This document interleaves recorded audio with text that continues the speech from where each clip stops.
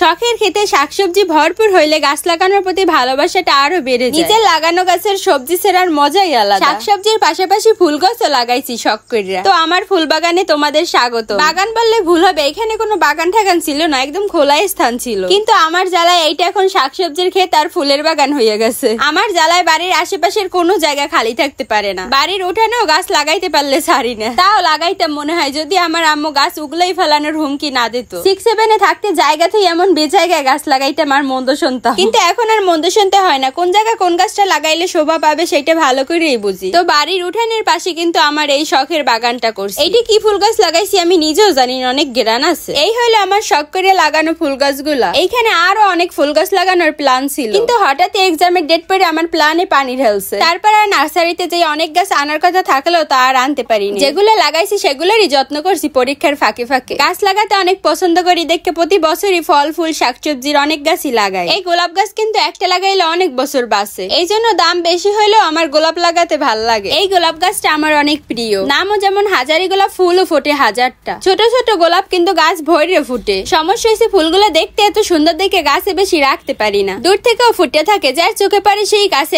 একটা ছিঁড়ে নিয়ে যায়। বাই দ্য ওয়ে, সোয়েটার পরে দেখে আবার কইও না গরমের মধ্যে সোয়েটার পরছে কে মাইয়ে। এই ভিডিও কিন্তু এখন গোনায়া হয়েছে শীতকালীন ভিডিও, যা আমি আপলোড দিতে আসি এখন। হ্যাঁ এরই কয় আলিশা ব্লগার। আমার লাল শাকের মধ্যে এই সরিষা ফুলও হয়েছিল। সরিষা খেতে যাই সরিষা ফুল পাইনি, এই জন্য নিজের লাগানো সরিষা ফুল নিয়েই হাঁটতে আসি। নিজে কোনো কিছু লাগাইলে তাতে ফুল ফল যাই ফুটুক অনেক ভাল লাগে। কিন্তু পছন্দের ফুল নিয়ে আমি এবার একটু সানকিস্ট খাইতে আইলাম। আর এই হইলো আমার সবজি ক্ষেত। ক্ষেত্রে দেখলে মনে হইতেছে যেন জঙ্গলে ভরপুর, আসলে কিন্তু এখানে সবই আমার লাগানো গাছ। আসল কথা হয়েছে সব গাছ একই জায়গায় অল্প একটু জায়গার ভিতর লাগাইছি দেখে এমন দেখা যায়। এই যে আমার গাছে বড় বড় টমেটো ধরছে। এইবার 2 জাতের টমেটো গাছ লাগাইছি, একটা জাত তেমন একটা ভালো হয় না। এর আগের বছর যে টমেটো জাতটা লাগাইছিলাম ওইটা অনেক ভালো ছিল, একদম গাছ ভরে হয়েছে। এইবার টমেটো গাছগুলো বেশি বড় হয়ে গেছে, কিন্তু যে সে অক্ষে টমেটো কম ধরছে। তাও যা হয়েছে আলহামদুলিল্লাহ। নিচের ওই ছোট ছোট গাছটা আবার জঙ্গল ভাববো না। সবজি গাছের ফাঁকে ফাঁকে যতটুকু জায়গা ছিল তার ভিতরে আবার পালং শাক আর ধনিয়া পাতা লাগাই। লাল শাক খাওয়া শেষে আবার পালং শাক লাগাইছি, আর ধনিয়া পাতা তো কয়েকবারই লাগাইলাম। দেখো কত বড় বড় টমেটোর সাইজ, খেতে অনেক মিষ্টি টমেটো গুলা। অর্ধেক টমেটো আমরা কাঁচাই ভর্তা করে খাইছি, আর বাকিগুলো পাকছে। আমার চাচাতো বোন বেড়াতে আসি তার নজর পড়ছে আগে টমেটো ক্ষেতের উপর। এত বড় বড় টমেটো পাইকে লাল হয়ে রয়েছে গাছে, তা দেখে সে বাসায় না ঢুকে আগেই টমেটো খেতে ঢুকছে। ভালো হয়েছে, আমার আর কষ্ট করে টমেটো গুলো সেরা লাগে না, আপুই আমার কাজটা করিয়ে দিয়েছে। ক্ষেত দিয়ে কাঁচামরিচ ধনিয়া পাতা টমেটো তুললে আপু কয় এখনই আমারে বানাই খাওয়াবি। বড় বোনের আদেশ মানতেই তো হইবে।